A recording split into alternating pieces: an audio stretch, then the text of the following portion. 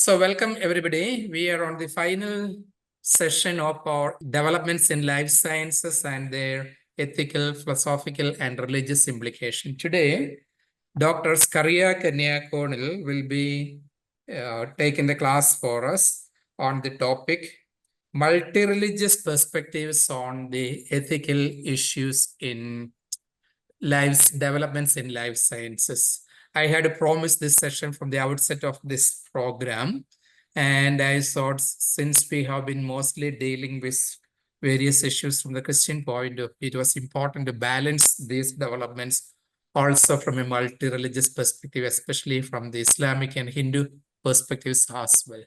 That is precisely what Skaria is going to deal with today. So you are free to ask him questions. Say, as or usual, you can put the questions and your own comments in the chat box. And say by 8:45 or so, he will start responding to your questions. To introduce Dr. Skaria, he is a priest from the Archdiocese of Changanassery in Kerala. Dr. Kanyakonil is the rector of Pontifical St. Thomas Apostolic Seminary in Kerala. He obtained his PhD in moral theology from Catholic University Leuven, and he teaches subjects such as bioethics, theology of human sexuality, the theology of marriage and family life, justice and truthfulness, and pastoral ethics at different institutes. He has presented papers both nationally and internationally. He has published 96 articles in national and international journals and authored 25 books in Malayalam and English. Some of his notable works include Wait for God's Call, Catholic Perspective on Euthanasia, Bioethical Issues, a Catholic Moral Analysis, The Truth and Beauty of Human Sexuality. So as you can see, he is a renowned scholar in bioethics, not only in genetic researches. Although our focus today will be mostly on developments in genetics, you are free to ask him on any topic, interact with him on any topic of your interest pertaining to his scholarship, as is clear to you from the introduction I made. Thank you, Dr. Skaria, for being available to us. Over to you now. Yeah. Thank you, Father Agustin Pamplani. First, you invited me to present this presentation. So, good morning and good evening to all. This paper is on genetic research and the multi-religious responses. Specifically, I speak from the Islamic, Hindu, and the Christian perspective. So as you know that there are many problems in genetics and it's very complex and complicated. And there are many ethical and moral issues. So the aim is to understand how religion look at all those cases. So I divide this paper into three sections. First, I will give a short introduction to genetics. Many of you knew, of course, I know that many of you knew it. Then what are the ethical issues in genetics? How ethically we can justify genetics, then religious beyond genetics. Genetics, we know that's a branch of biology that studies genes, genetic variation, and hereditary in organism. And genetic also, it's states about the functions of genes, gene behavior in the context of a cell, and gene distribution and variation and change in the populations. Of course, you know that there are three areas which is closely related. One is synthetic biology, system biology, and genetic engineering. I skip that. We need such a knowledge. Uh, of course, we have to know that what is genetic code and genetic engineering. Genetic code means this is the information system in living cells that determines the amino acid sequence in the polypeptides. By this action, all of the genetic information transmitted to an offspring is specified. And this presentation also, we also states about the ethical cases related to genetic engineering, the synthesis, change, replacement, or repair of genetic material by synthetic means. We know that if you look at the historical context and development, the father of genetics, and of course, we have to keep in mind the Human Genome Project, which was presented everything regarding human genome, providing an invaluable resource for understanding human genetics and disease. And with regard to genetics, um, there are many advantages. Of course, there are many limitations. The advantages which includes in medicine, agriculture, and evolutionary biology. So the medical advancement, we can disease diagnosis and prevention, then personalized medicine, according to when you try to understand the genetic code of a person or patient, we can provide a personalized medicine for the patient. Then in relation to with gene therapy, we will speak about that. Then coming to the agriculture area, crop enhancement, there are many genetically modified plants. Then livestock breeding. Uh, of course, coming to if you look at the human perspective, we can try to understand the origin of genetic diseases and the function of the genes, genetic testing and screening, gene therapy, then genetic design and enhancement also we have to discuss in the area related to genetics in human being. Then genetics also very helpful to understand evolution and biodiversity. We get evolutionary insights from genetics. Then there are rare species. We have to preserve them. So we that also it's a one of the areas of genetics, and we get information regarding all those from the development of genetics. Then this is also very salient in forensic science, DNA fingerprinting. This also the area genetics also discuss about the DNA fingerprinting. Then family planning. Genetic counseling helps couples to understand the risk and the inherited conditions and make informed decision about their family planning. So this can be decisions with regard to the conception, pregnancy, and the management of genetic disorders. Then genetics also helps to take ethical decisions. This means we get informs uh, data on ethical issues such as cloning, genetic modification, and the use of information in society. This is essential for us to make policies and laws with regard to uh, the citizens and the society. Then, then genetics also help bioengineering and synthetic biology. This is another area uh, we have to speak from the point of genetics, the synthetic biology. And we can understand, we can, okay, treating genetic conditions, we can improve the quality of life. This is also another advantage of genetics. Now, I just like to, what are the ethical questions?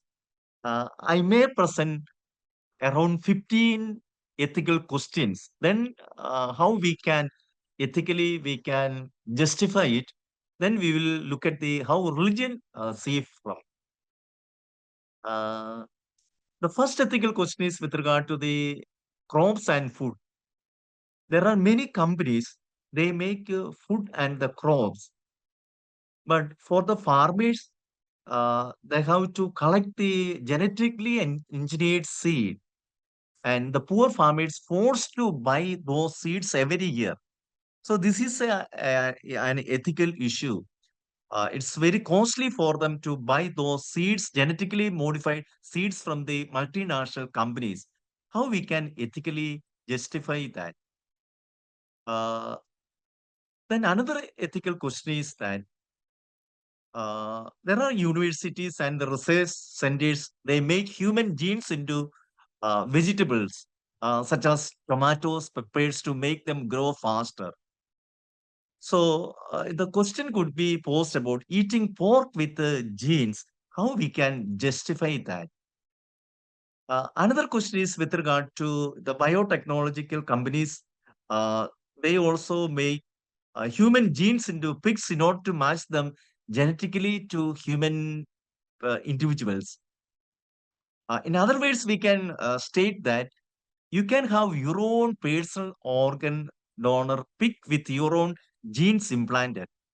When one of your organs gives out, you can use the pig's organs. How we can morally accept that? We have difference of opinions. Then more and more human genes are putting into the non-human organism to make new forms of life. So what percentage, how much percentage of human genes does an organism have to contain before it is considered human?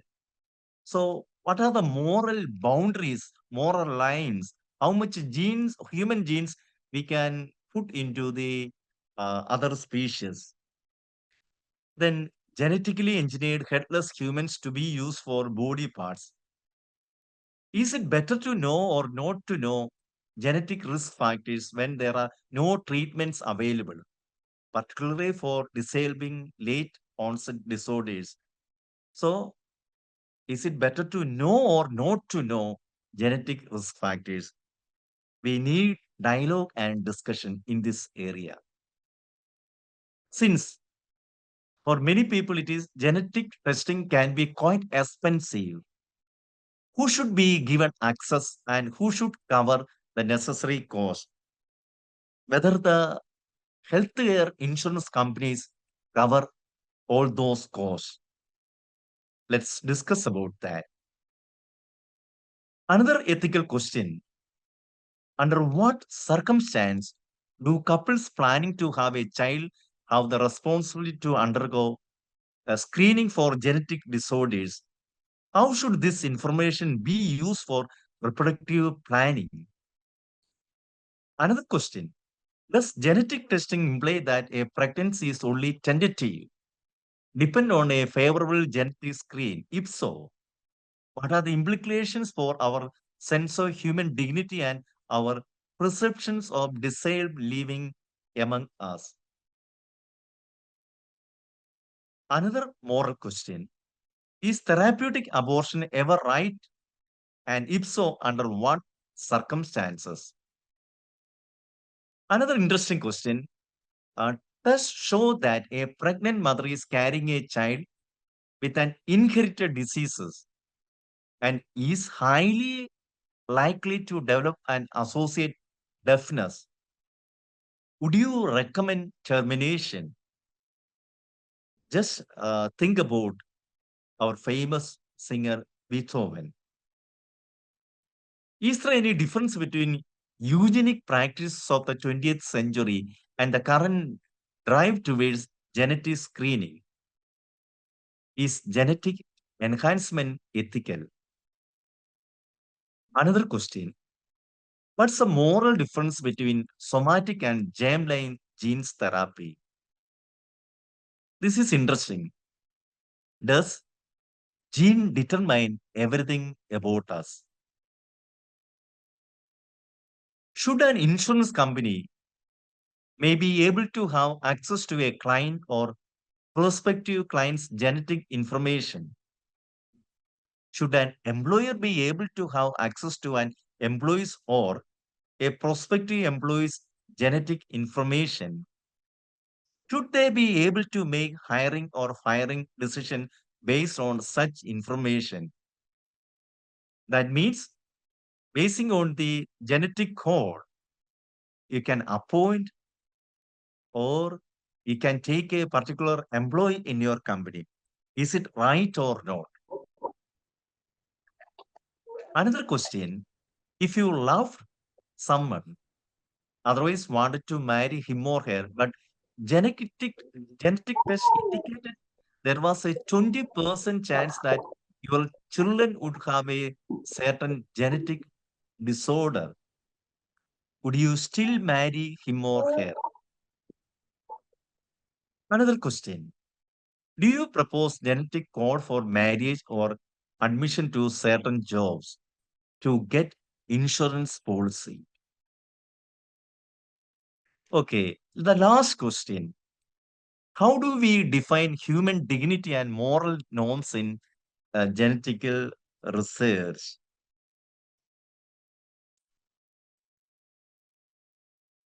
Dear friends, do you have any answer to my questions? Maybe 2 minutes you can discuss. Any of your opinions are welcome. Then I will follow the next section. Yeah, you can unmute yourself and comment now if you wish.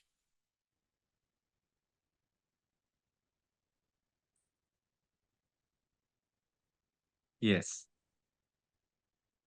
Maybe, There, okay. If there is a question addressed directly to me in the okay, chat Father, box. please. You have not commented about organ transplantation. Was it part of your question? It is not part of the my topic, but I can give the answer Probably, later. probably this is from my introduction.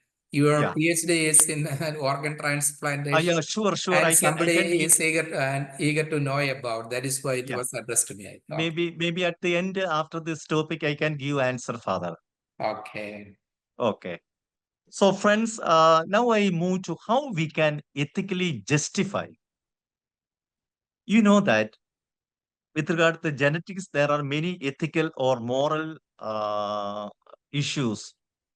So, this is very important. Maybe you have your own opinion. I have my own opinion. Father Augustine has his own opinion. So, we can state about what is morally right or wrong from different point of view. Maybe I can speak about from the clinical, scientific, legal, or sociological point of view, or from the psychological, or there are secular and philosophical theories which state about rightness and wrongness of genetics. Then religious view, this is our plan.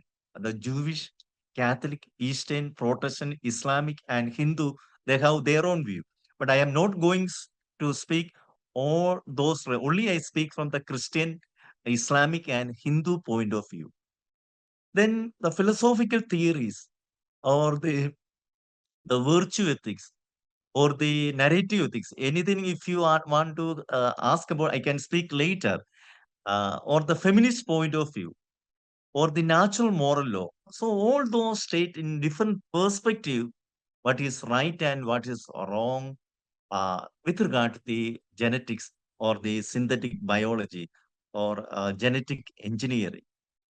And there are philosophical theories and normative theories like deontology, utilitarianism, teleology, then proportionality and personalistic perspective. Then the principalism, which speaks about the autonomy and do not harm anyone, do good and justice. All those ethical system state different point of view.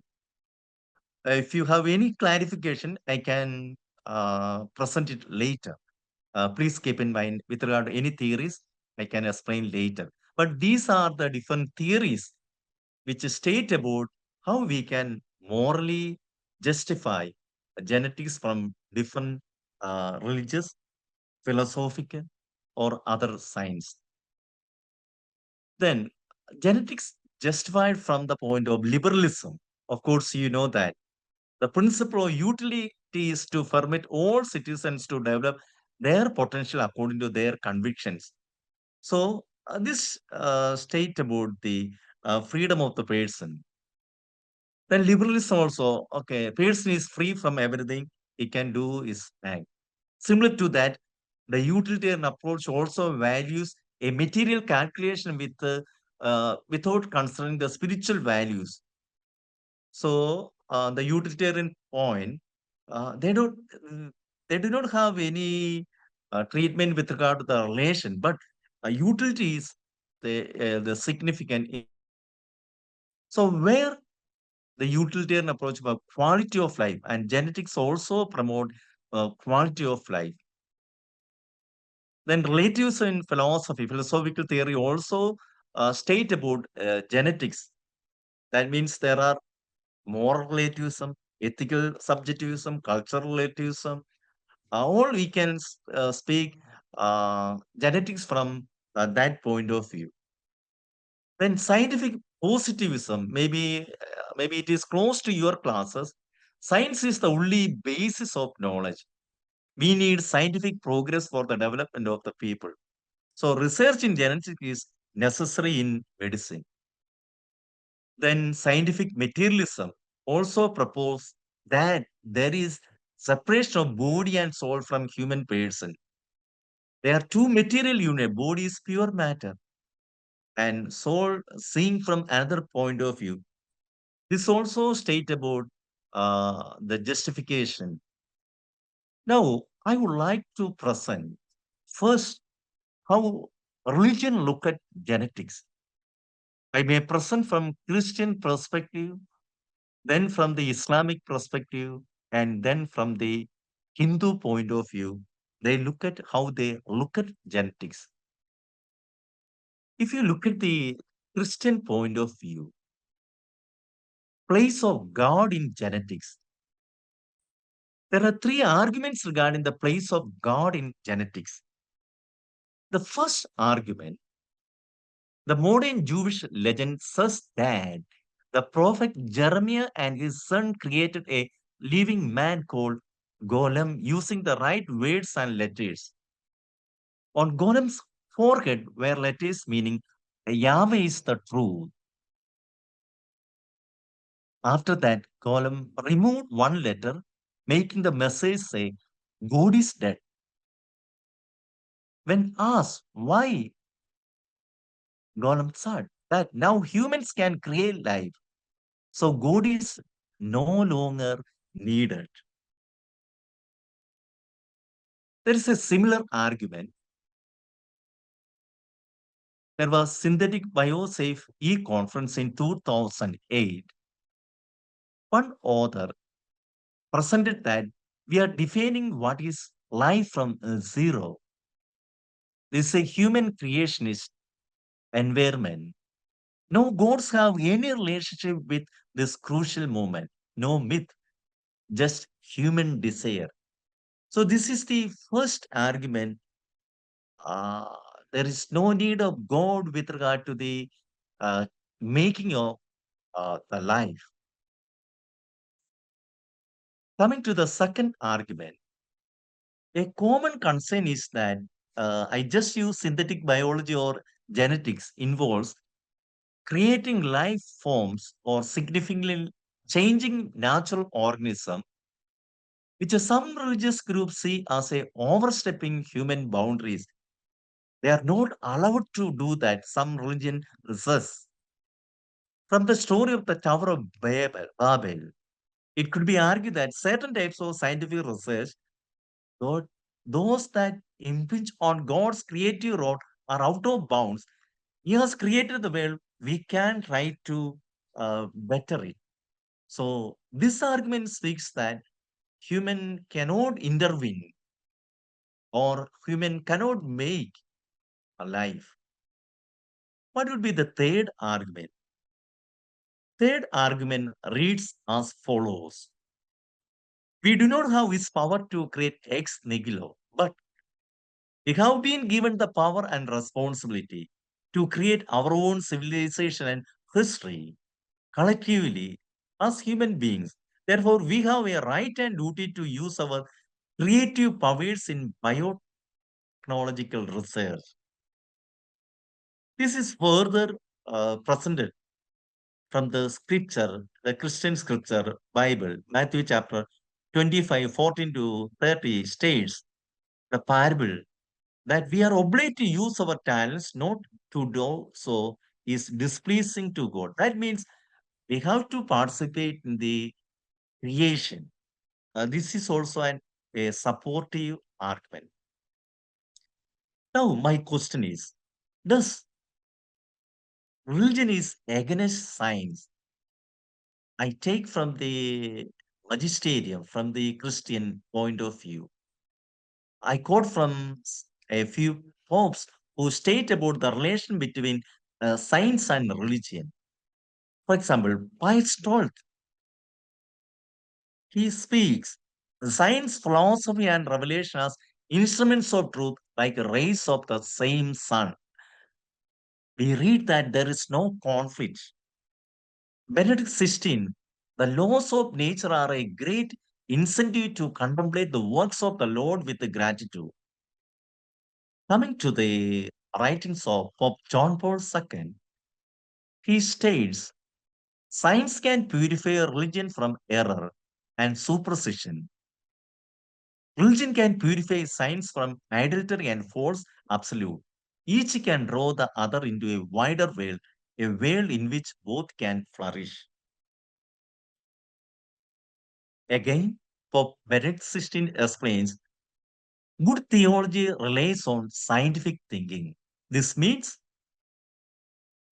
we could not prohibit, we could not limit the genetic research. Faith needs to show its value in ways that fit with the modern scientific ideas. So, church promotes scientific study. If you look at the many of the Christian schools and the universities, they have science faculties.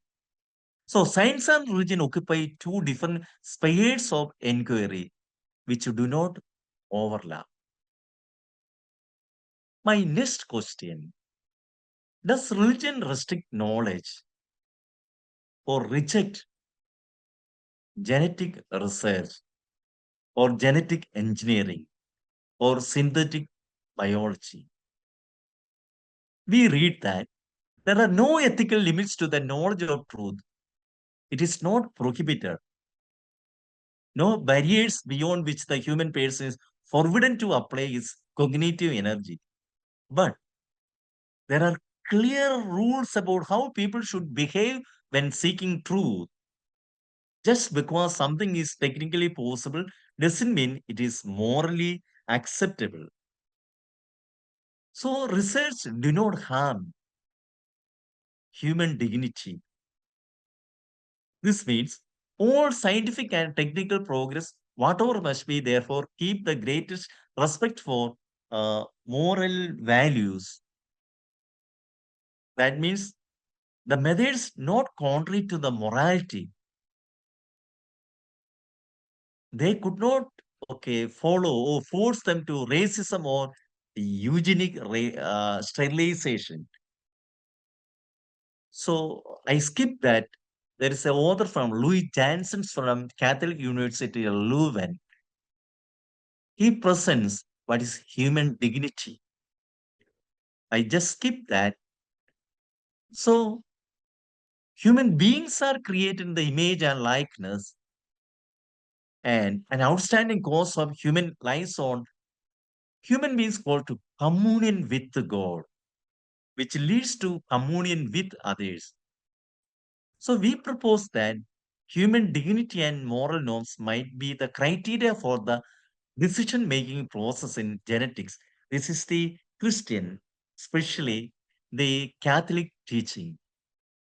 So, all scientific and technical progress, whatever must therefore keep the greatest respect for moral values, which constitute a safeguard of the dignity of the human person. The next point is research in genetics or the development in genetics leads to common good. The Catechism of the Catholic Church states basic scientific research as well as applied research is a significant expression of man's dominion over creation. Science and technology are precious resources when placed at the service of man and promote its integral development for the benefit of all. That means research should support the common good. That means it should be for the good of the humanity. The theoretical knowledge which we get from genetics should be also used for the individual community and for the common good of all have the access to the genetic knowledge. We should not keep to a particular company, particular country, but it's also useful for all the people there.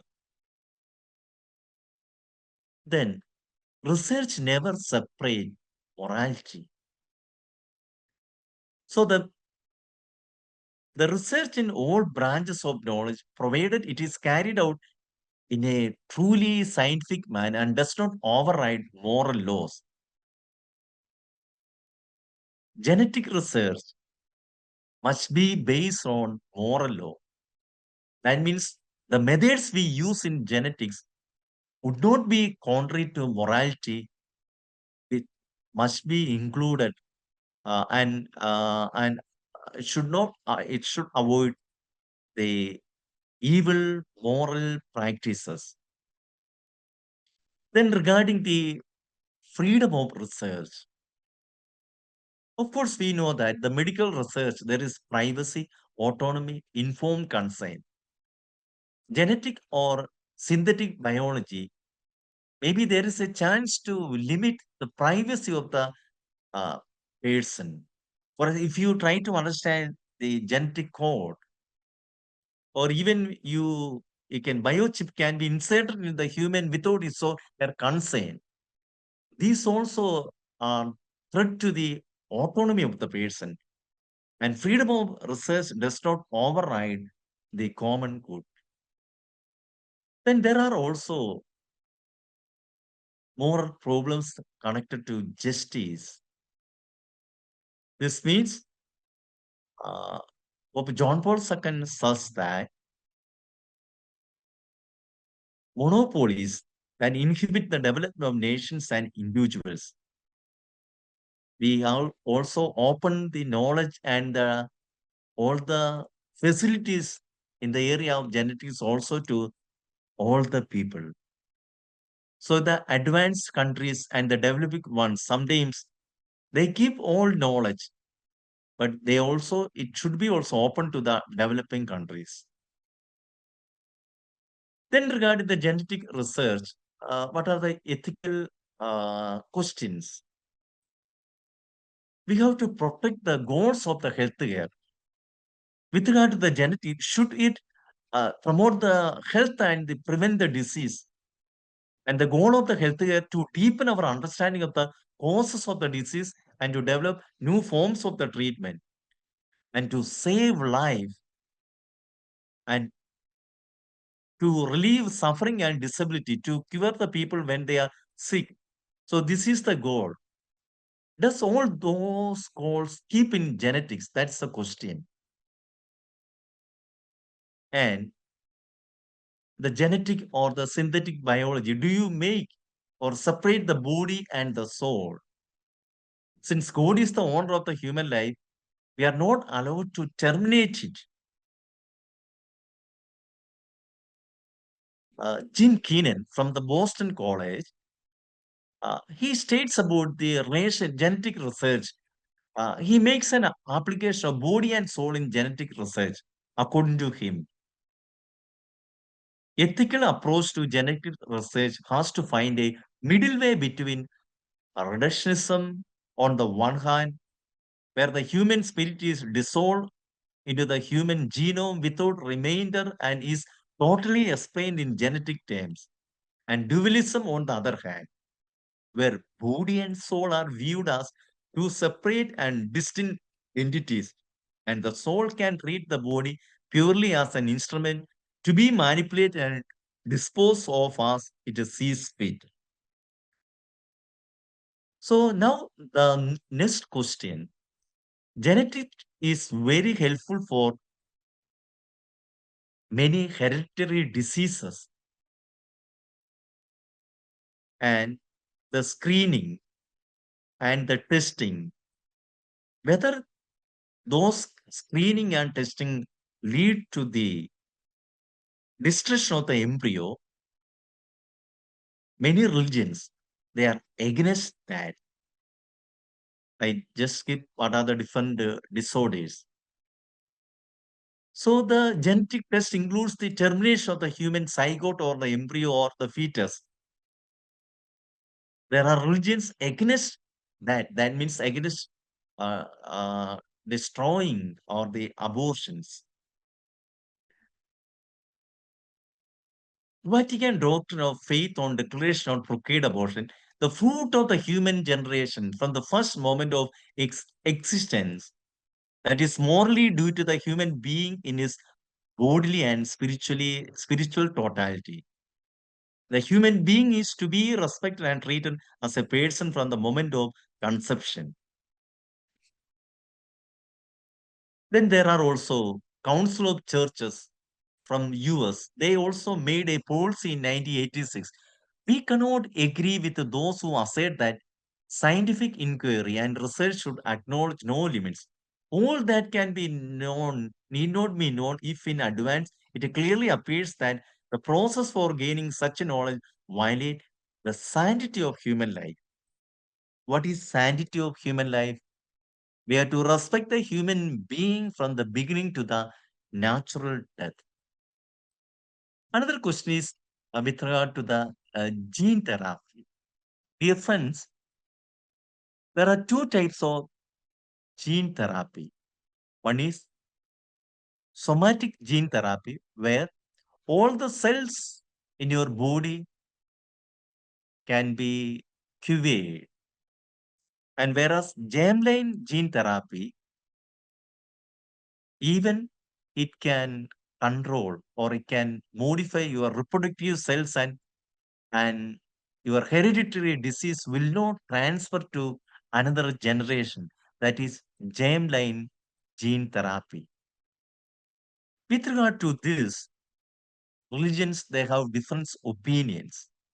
I would like to present from the Christian perspective, especially from the Catholic perspective, how the Catholic Church look at uh, this gene therapy. Somatic gene therapy is commonly accepted principle for proportionate reason.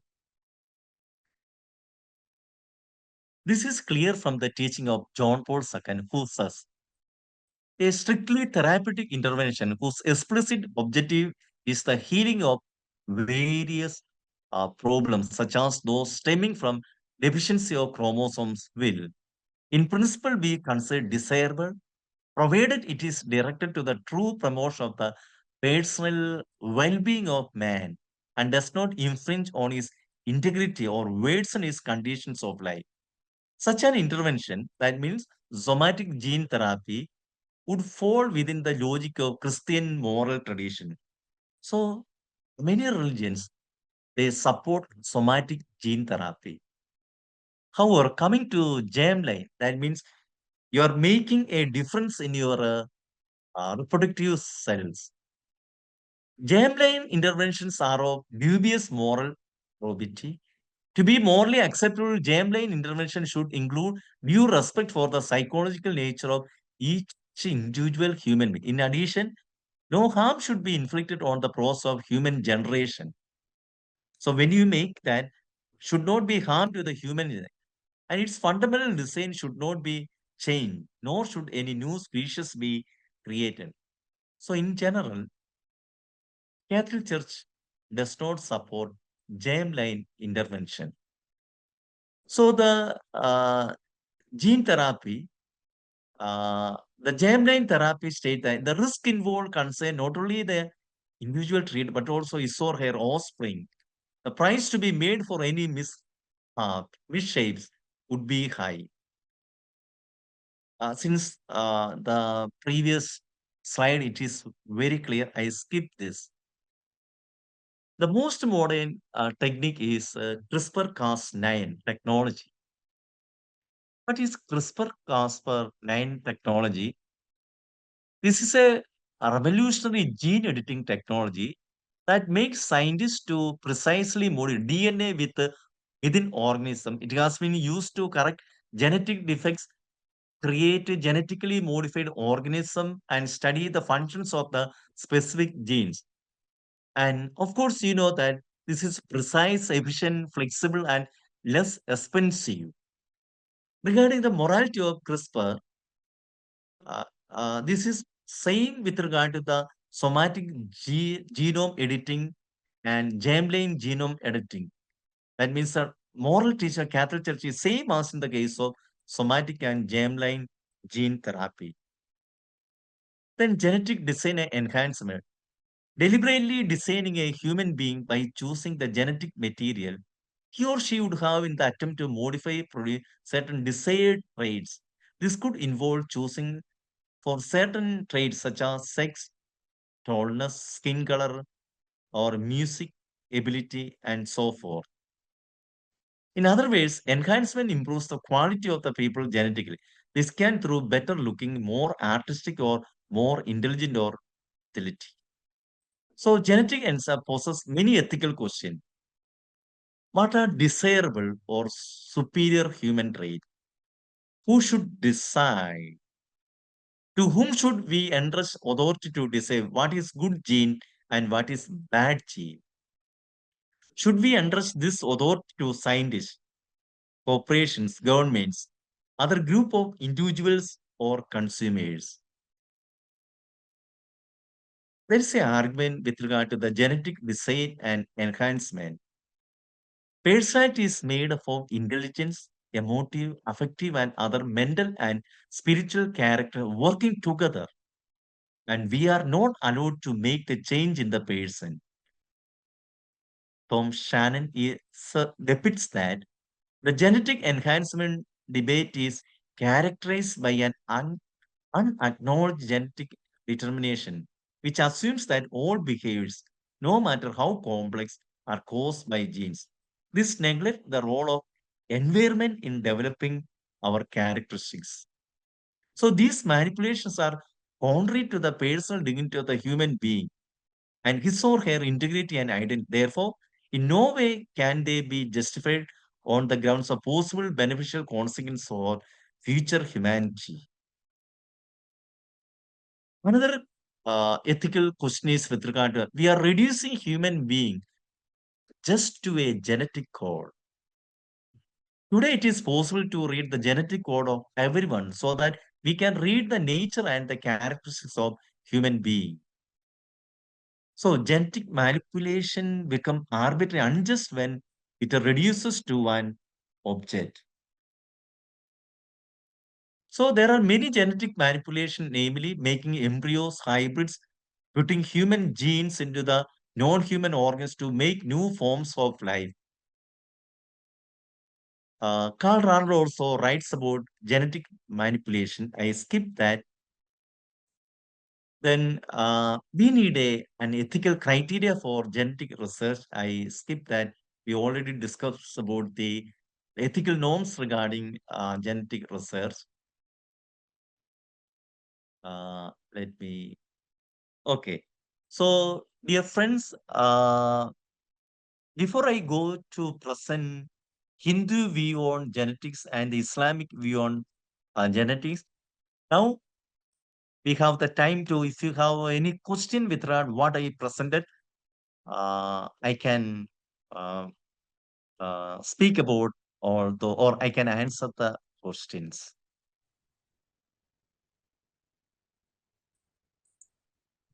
Yeah, friends, you're welcome to interact now. I don't find any questions in the chat box. If Okay. you wish to post something, you are welcome to, or directly post the questions to Dr. Scaria now. Maybe Dr. Scaria, you could begin with that ethics of organ transplantation, since this question was already addressed. Yeah.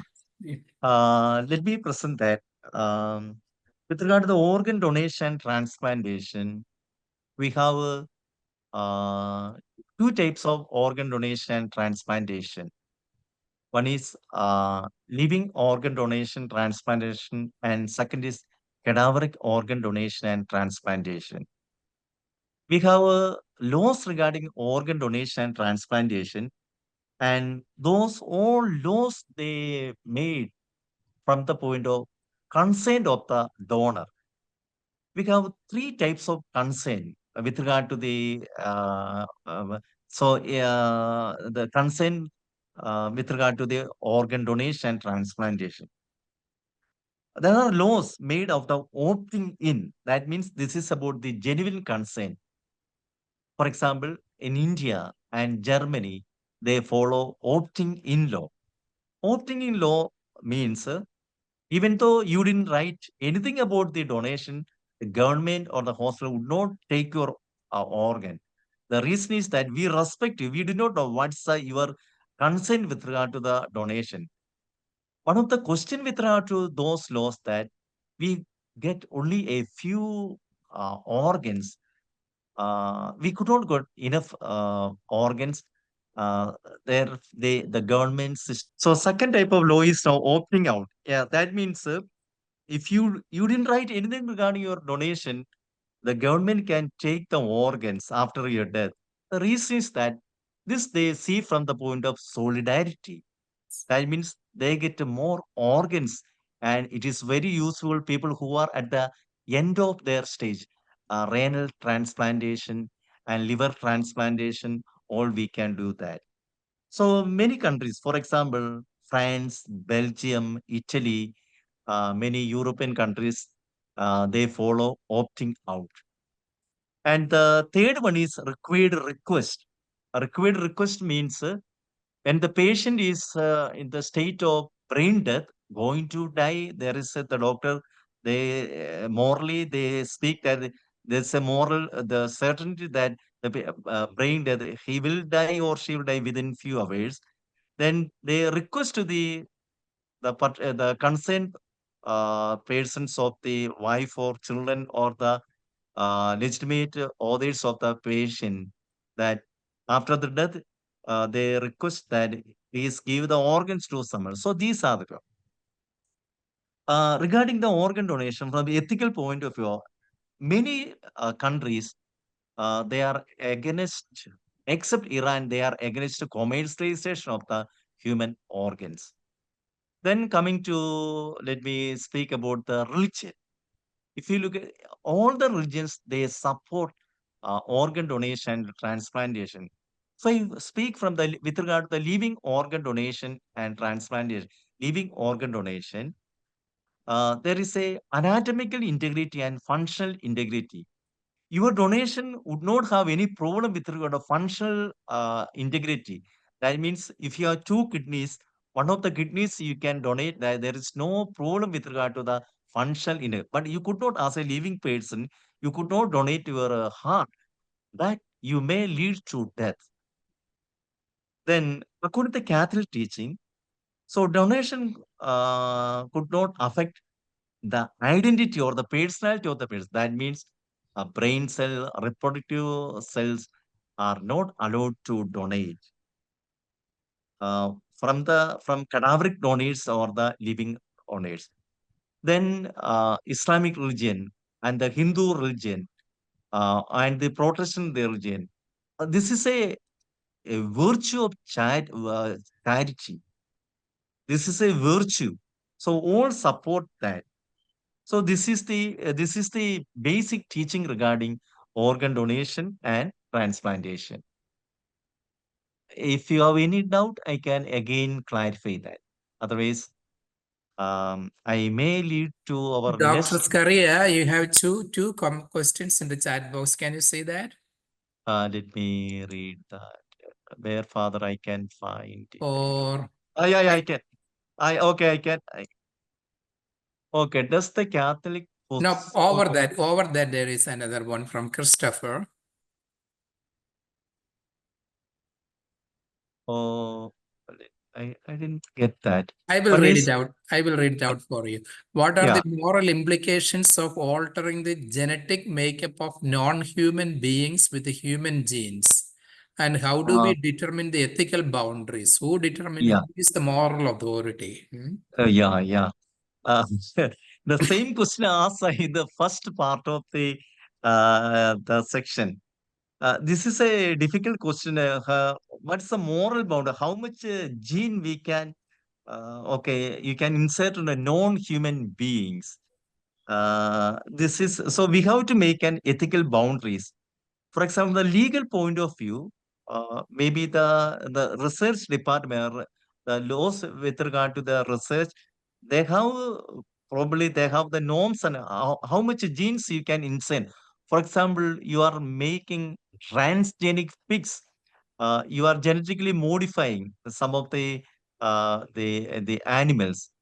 So from the Christian point of view, there is a clear teaching that from the Catholic perspective, I can teach that you could not make or insert the okay, human genes into the okay, other species embryo, or you can make a human being and another species together. There is a clear teaching from that. And if I read from the Islamic and the Hindu point of you could not make such type of creation that from the point of Islamic point of view and the other. But there is another question is with regard to that.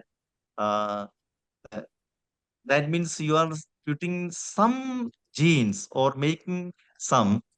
Maybe it is better, but I could not find any how much or how much genes you can introduce to a other species. I did not find a clear-cut answer, but there are general statement regarding making human beings than the other species.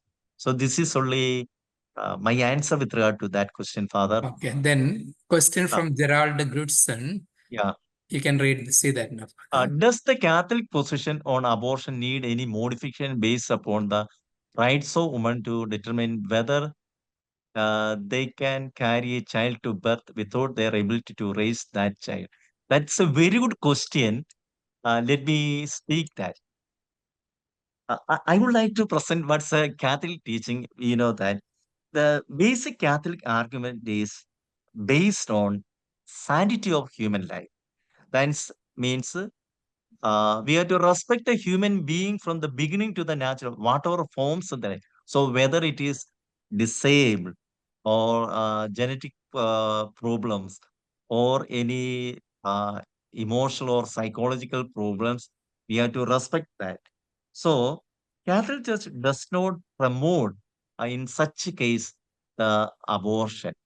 But there is another case, you know that when there is a threat to the life of the woman, the pregnant woman, when she takes treatment or medicines, the consequence can be the death of the. That is justified by the principle of double effect. So you can okay, the woman, particular woman can take. Many laws also support that. But from the Christian point of view, uh, you could not kill a child from the physical, the financial problem. That's the Catholic view. That means sanctity of life from the beginning to the end. end. That's my answer to the question, Father. Okay, actually, the focus of his question is, does it need any modification? Does it Yeah. give due weightage to the rights of women? That is, I think Professor Jerry wanted to ask, do we need any modification? Maybe your opinion he is soliciting. Modification means, Father, okay, you can make any therapeutically, we can make an intervention. You mean that? Professor Jerry, would you like to make a quick comment now? Yes, in the United States, let me unmute myself. Can you hear me now? Yeah, Yeah, please. yes, we can hear. I believe some moral theologians have said that the Catholic Church has not given sufficient attention to the rights of women over time. And women have not been generally moral theologians. You're talking about that mainly it's Yeah. a male-centered profession. Yes. So I'm wondering if women see things differently than men do. Yes. And so, because most of the moral thought has been put forth by men over time, Yeah. both in the Christian and in the Islamic tradition. So do we have women's perspective on these issues adequately represented in the moral profession? That's my question, I think. Yeah. And would they see it differently than the way Yeah. men have over time? I can give this is we have the World Moral Theologians Association. We have World Moral Theologians Association. I also participate that there are many women, women theology, moral theology. They also state about that from their point of view. It's not entirely as I mentioned from the traditional point of view what I presented to you. So their perspective is okay. They also emphasize the right of the woman, freedom of the woman. They also give a emphasis to that. We can read that women have their own concern regarding some moral theologians, especially the women theologians. They discuss about that. I heard from some of the conference with regard to that point of view. Yeah. The other question, Father, is if something is not moral, should it be also illegal? In the United States, that's the debate. Some people say, well, if it's immoral, it should also be illegal. I think there's a distinction between whether something is immoral and whether it should be illegal. Yeah, that's a very good question. Morally wrong and legally right something. Am I right? Something Yeah. sometimes it is morally right, and according to the law, it is legally wrong. Okay, it can come like that. You mean that? Well, that's the debate in the United States right now. Yeah, Some people would say all abortions should be considered illegal. So a woman could be put in prison if she had an abortion.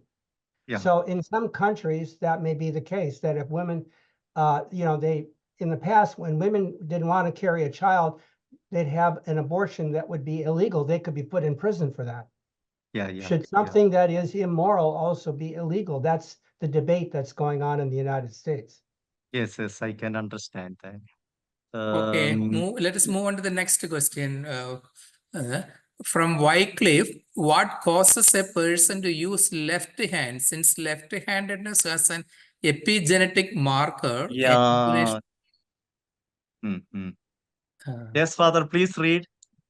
since left-handedness has an epigenetic marker, a combination of genetics, biology, and the environment. Yes. Are you Mhm. familiar with this? Yes, yes, I know epigenetics. Okay, it is because of the environment and the habit. There is a change in the week. Even we can change. There is a change in the genetics. I can understand that, Father. um, Yeah, what I just know, Father, this yeah. what causes to use left-handedness is Mm. mostly on account of a particular mutation Yeah. that our Okay. genes are underway in Yeah. the early stages of our life. Okay. Sometimes this mutation can be for the worse. Okay. Yeah. Studies suggest that left-handedness sometimes lead to autism and so on. Yeah. Of course, some neurological disorders also, same gene is causing this autism, sometimes lack of the regions responsible for wonder this area. This is my limited scientific knowledge Yeah, about yeah, this yeah, one. yeah. You are right, Father. You are Uh, right. I just mentioned only even the okay, epigenetics. There is a can make take place. That I only just, but you okay. are right, Father. You are Yeah, right. Wycliffe, we can probably we can deal with some geneticists or scientists who are specialists in this area, the Yeah, scientific and genetic roots of the epigen of the yeah, left-handedness. yeah. Okay, from Ferdinand, we are living in Yes, ignorance that neither religion or science can make the right decision. This is more a comment, I think. As yes. regard, Okay. probably he is concerned that religion and science does not have suffice to deal with all the ethical questions, I think, probably. Yes. Okay. Okay. I can understand. Then from Christopher, did Jesus have the Yes. DNA? That, Father, you have to answer that. Okay. Actually, see, Christopher, Jesus in his physical body, as he walked through Palestine, certainly incarnation imply embracing matter, and he did follow all the laws of nature. He was born of woman. Okay, he is following all the laws of Yes. nature, and the Jesus in his human body certainly has the DNA because he Yes. is embracing all the laws of nature. And there is another dimension to this. Nowadays, we hear about some Eucharistic miracles and so on. whereby the host is turning out to be the body and blood of Christ. And some make the claim that we can make out the genetic structure of DNA or the blood group of DNA or the genes of Jesus can be identified by examining these pieces of flesh. I think this is not scientific nor Yes. theological, this sort of claims. In fact, we must be careful as to how many of such Eucharistic miracles have been recognized officially. Secondly, if at all they have been recognized as Eucharistic miracles, it does not imply that this body or this piece of flesh is referring to the exact body of Jesus as he walked in Palestine 2000 years ago. After all, the Eucharistic theology, what it tells us in the Catholic tradition is that Eucharist is the real presence of Christ. There is the real presence of Christ in Eucharist. It does not imply that it is the same Jesus with his same body and blood who walked on Palestine. That is not exactly the essence of the Eucharistic theology. So these are the quick responses I wish to give you, Christopher. My issue is basically because now the Holy Shroud, they have the Holy Shroud where they say the marks of Christ is there, the blood of Christ is. So I just want to know whether it can be traced back to the Yeah. religious relics of Jesus. Okay. But the Holy the Shroud. Shroud of Turin, that is the point of his question. Okay. Father Scaria, would you like to respond? No, Father, you respond. That's you are Okay, very good. in the Thank correct you. line. Correct line. I am also no scholar in this one. Yeah, that's Firstly, I to that point of the yes. mystery of the Shroud of Turin is yet to be deciphered. The historicity or as well as the miraculous nature of the Shroud of Turin is not yet fully established, although some of the Christian tradition, especially the Catholic tradition, consider it as an important symbol of faith. Scientific debate is very much on the Shroud of Turin. And accepting that the Shroud of Turin is exactly the piece of cloth used for covering the body of Christ and the image therein. Because this dates back to 2000 years, then we have some indication as to the physical morphology of Christ or his physical details. Something of those things we can be detecting from that one. But even then, does it carry the DNA? Probably, we do not know. Certainly, there was a significant outburst of light from Christ's body, which served itself as a photographic light, which facilitated the carving of the image of the face of Christ on that particular shroud. That is the idea. There is a remote likelihood that the Shroud of Turin is likely to carry some indicators for the biological nature of Christ. Again, there is also another problem associated with that. Here, we cannot equate the risen body of Christ with his physical body. Risen body is a transformed body. That is why Jesus could enter the door while the disciples were remaining with the doors shut from within. Okay, that body that is beyond the limitations of space and time, body that has overcome the limitations of our biological nature, that is the risen body. Shroud of Turin probably carries the image of his risen body, not exactly his biological body or the corporeal limited body. Again, that is also another issue. Firstly, this debate is unsettled as to the historicity of the Shroud of Turin. If at all this is accepted, there are complexities involved in drawing scientific conclusions from that. I am only opening your attention to the complexities involved in this debate. Okay. Hindu view on genetics, genetic engineering, it's only the recent development. We could not find a direct difference in references in ancient Hindu texts. However, from the point of ethics, philosophical and metaphysical point of view, we can give a framework regarding the understanding about genetic engineering.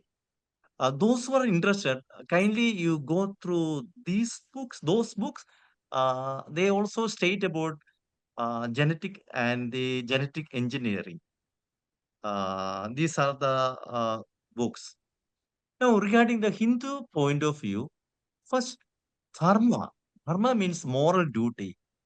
Dharma represents the principle of cosmic order, moral duty, and righteousness. Righteousness. So, any action, including genetic engineering, must align with the dharma, be ethically justified. The question then becomes whether genetic engineering contributes to or disrupts the natural order. Someone asked to me, previously, whether it serves the greater good.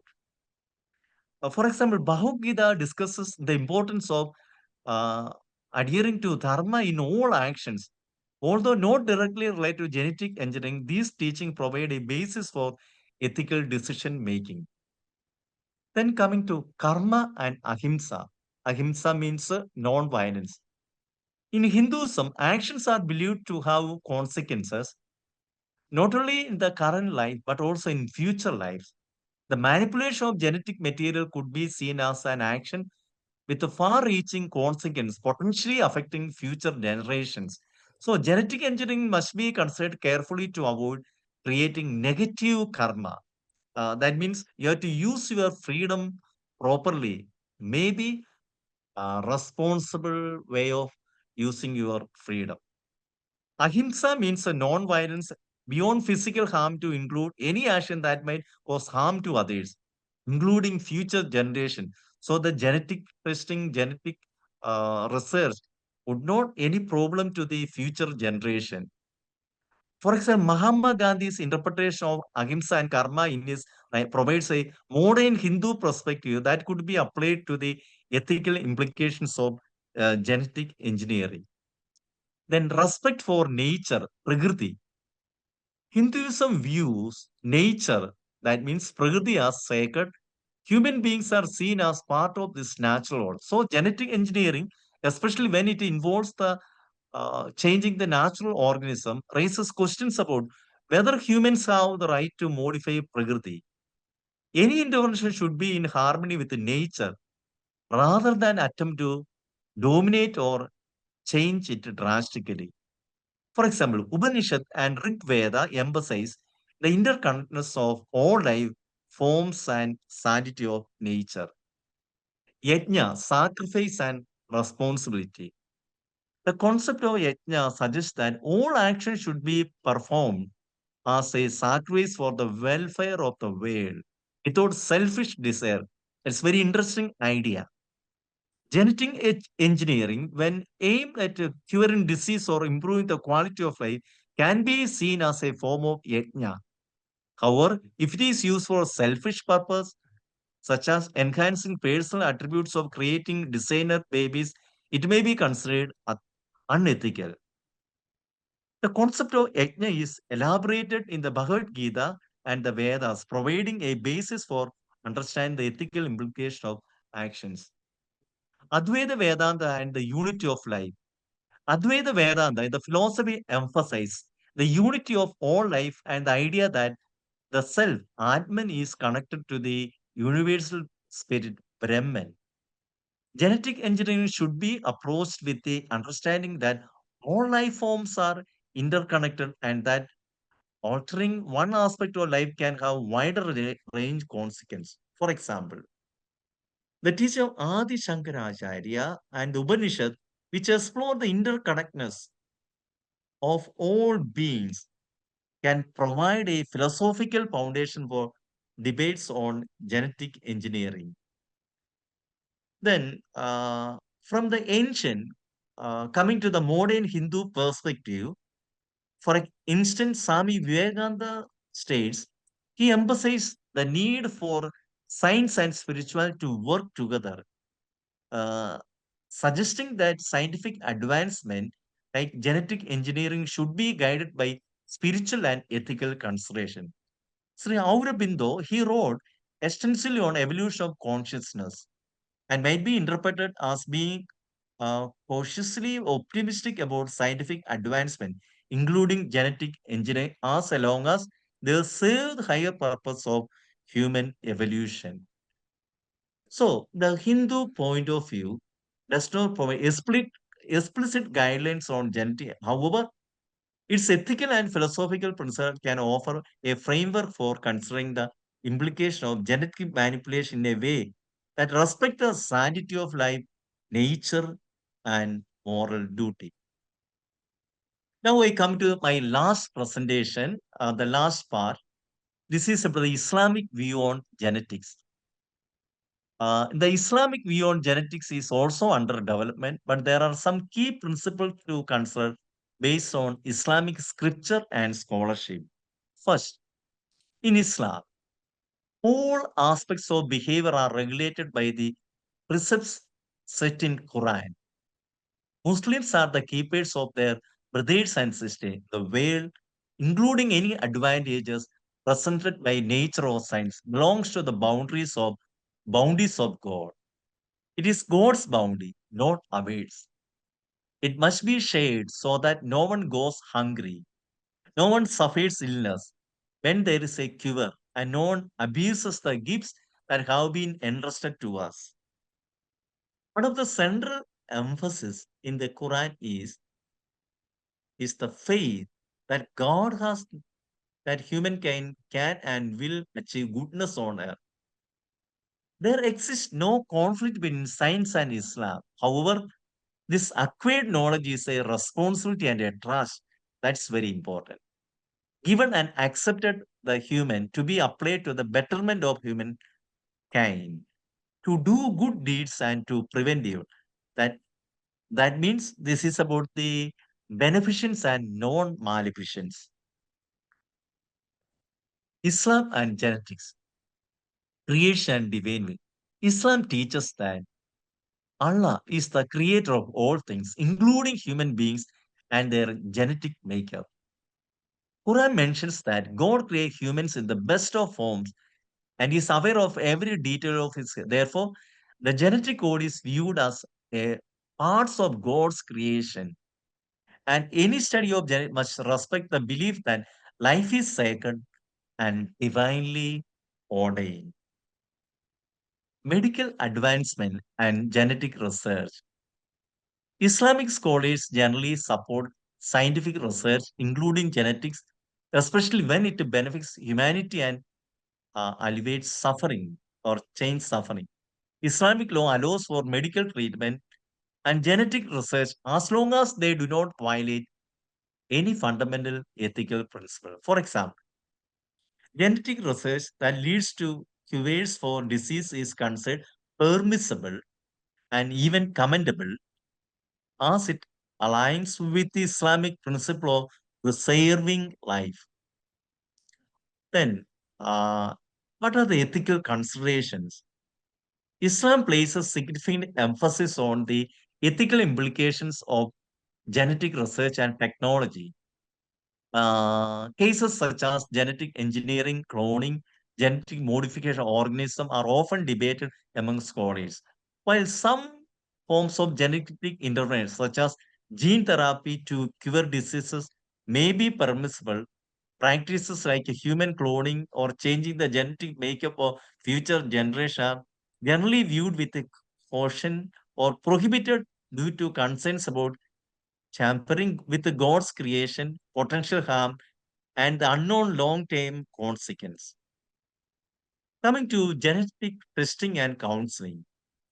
Genetic testing and counseling are generally accepted in Islam, particularly when they help prevent or treat hereditary diseases. However, this must be done with the consent of the individual and without quiet force. For example, prenatal genetic testing may be permissible to inform prospective parents of possible genetic disorders, but, but decisions such as abortion must align with the Islamic teaching, which generally prohibit abortion except in case whether the mother's life is at risk. I already discussed about it. Coming to there is a connection between the Catholic teaching and the Islamic teaching with regard to this point. Then cloning and genetic modification. Cloning, especially human cloning, is generally opposed by Islamic scholars due to concerns about identity, the nature of human beings, and the potential for abuse. Genetic modification, particularly if it involves changing the human genome in ways that could affect future, is also approached with caution. Genetic enhancement, the use of genetics for enhancement, that means improving physical or intellectual traits, is controversial. Many scholars caution against it as it may lead to arrogance, inequality, and tampering with Allah's creation. Changing God's creation. Some scholars might view significantly changing natural organism as interfering with the God's creation. The Quran emphasizes God as the creator.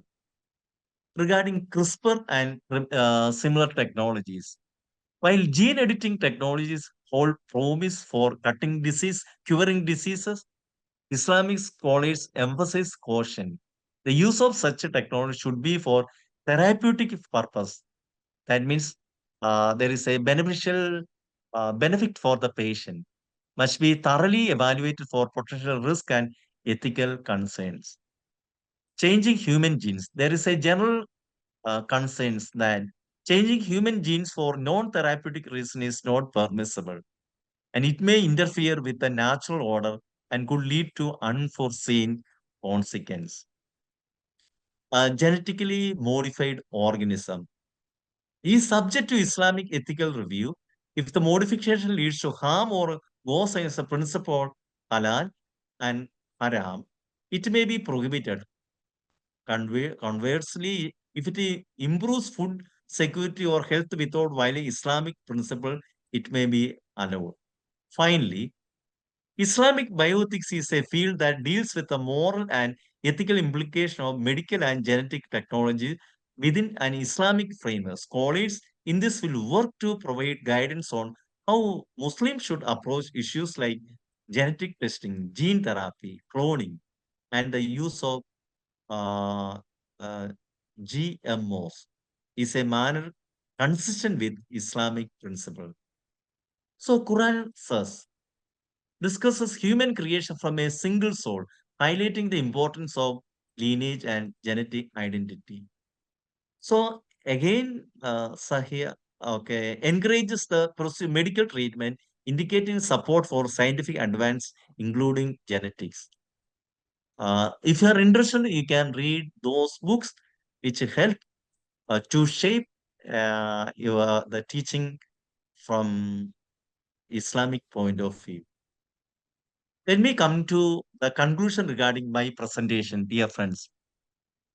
So it's very clear that there are many ethical issues related to genetics, synthetic biology, genetic engineering. They are very complicated since genetic develops so fast. So in future, we have to face many positive and negative consequences of this procedure. Everything in genetics is justified liberalism, utilitarianism, relativism, where the dignity of the person is not constrained in the genetic research. If we do not promote just law, faith, and virtues, genetic manipulation will continue, and the consequence would be a specifically designed group in the society. Once more, we have to form a conscience of just laws, faith, and the virtues that will help to do a better research in the genetics. So, in our opinion, research genetics should protect, promote, and serve the human being. Genetical research should respect and treat human being as a person from the moment of conception to natural, so that we can promote culture of life. Finally, the Jewish, Protestant, Islamic, Hindu, and Buddhist point of suggest that a safe ethical genetics does not pose any theological. That means it would not be a harm for the life to the person and the future generation. Thank you very much. This is the winding up of my presentation. Now, you time. If you have any question, we can discuss now. Yeah, we have about 5 minutes, Father. We Yeah. have a comment and a question from Robert Graf. Can you see that in the chat box? Let me see. Is it? But this is presentation is very clear. That one Yeah, that's one. showing the complexity of these moral and ethical issues Question: acknowledging this complexity, what would be the process as a responsible individual follow to form their conscience regarding decision that individual must make to part in this? This is a great question. The morality should be, let be what levels of training in ethics and morality should be a pastor give to his her community regarding this. Yeah. First, I would like to narrate that genetics is very complex, which has both very positive and at the time, if you are not using this technology in the proper way, it can do harm to oneself and to the future or the community and the society. So, in order to have a responsible use of genetics, we need a conscience, good conscience. That's a question. How you can form so the pastor, a religious leader of any religion, uh, can form a good, mature conscience. Of course, let me speak from the religious point of view. A conscience means there is a voice of God in your heart, and you have to listen the voice of God. That means that is the virtues and the virtues. You have to listen that voice of God in your from your heart. Then you have to make a process. That means you have to evaluate. That process is very difficult. So that for that you need sound knowledge. You have to integrate your emotion and the reason. You need a spiritual life. So that help for you making a good process. Then you make a decisions. That means your prayer life, your virtuous character, and everything is included in forming a good conscience. So from that point of view, you can make a good decision. So the question states about how we have to train train from the point of the moral point of view. We have to train the our community. That means, according to me, we need faith and spiritual. That means the part of spirituality. Then just laws and virtues. So basing on that, we have to form a mature conscience. The person will be responsible for that. So if I speak from there is a objectivity. We need objective moral norms. Then we need good intention, and we have need some good means. We have to use that. So if you form like that, we can form a mature conscience that will help a, a person who can take decision with regard to genetics and the related cases. Thank you, Dr. Scaria. Thanks for this comprehensive presentation out of your scholarship, experience, and expertise. It was very difficult to get a Friday, so convenient to Yes. both of us. Anyway, we could get him for this final slot. Thank you very much, Dr. Scaria. We look forward to a sustained interaction with you in future also. On Thank you. behalf of our Yeah. teammates, big thank you to you. Yeah. So friends, with this, we are concluding this course on life sciences. Next Friday, we will have an interview with the director of the Vatican Observatory, Brother Guy Consalmano. I had promised you about this interview long back. We could get his date finally. Dr. Job Korandadam, our co-director of this program, will be interviewing Dr. Guy Consalmano next Friday. So we look forward to meeting you next Friday. Thank you, everyone. God bless. Bye for now.